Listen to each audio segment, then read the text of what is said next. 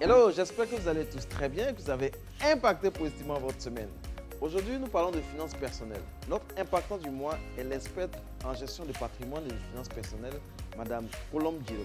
Bonjour Colombe. Bonjour Idriss. Alors, qu'est-ce qui t'a encouragé aujourd'hui à entreprendre dans le domaine de la gestion du patrimoine et des finances personnelles? Ce qu'il faut savoir, c'est que je travaillais auparavant dans un cabinet de gestion de patrimoine en France.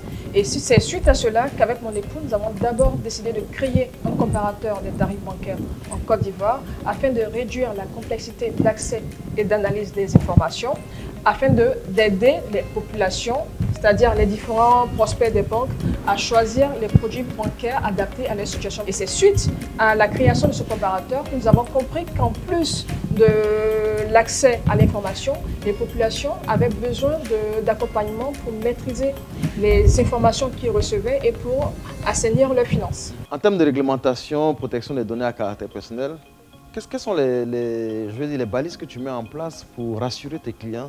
Parce que très souvent dans ce domaine, on se dit qu'il peut y avoir des pertes d'informations et tout. Voilà. Effectivement, ce qu'il faut savoir, c'est qu'aujourd'hui, je rencontre énormément de clients qui ont justement peur de nous transmettre les informations. Donc, à ce sujet, il faut savoir que nous avons entrepris des démarches auprès de l'AFDCI pour rassurer les clients sur le traitement des données à caractère personnel que nous recevons.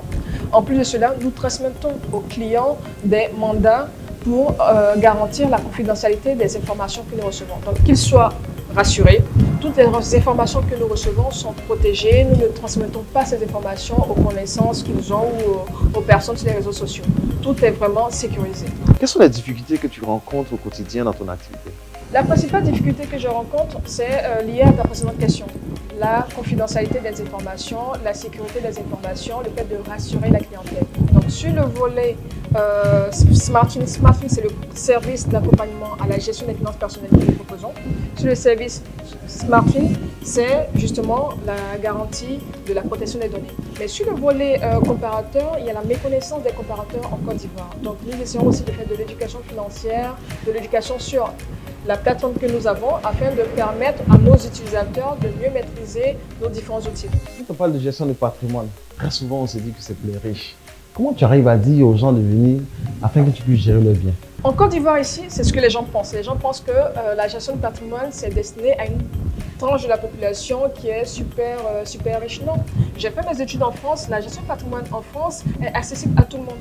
Aux personnes là-bas qui veulent surtout défiscaliser, qui veulent investir et autres. En Côte d'Ivoire ici, on a moins une problématique de défiscalisation, mais le problème, il est réel.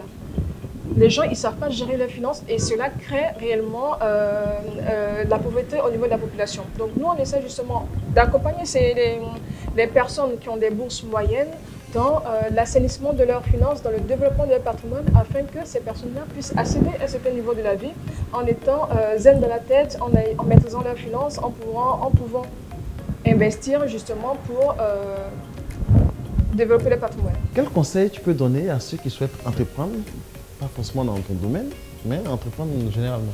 Entreprendre, c'est très difficile. Nous avons commencé depuis 3 ans, nous avons lancé le comparateur en février 2019.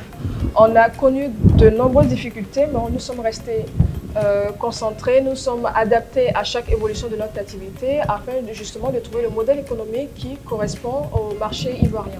Ce que je recommande aux entrepreneurs, c'est d'ouvrir leur compte bancaire s'ils sont vraiment ambitieux, de faire fonctionner le compte bancaire de sorte à ce que dans l'avenir, s'ils désirent prendre des prêts ou autres, que la banque ou l'organisme financier où ils ont ouvert le compte puisse les accompagner.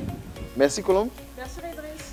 Alors, j'espère que vous avez été impacté positivement par Colombe. Merci, restez connectés. À la semaine prochaine. Au revoir. À bientôt.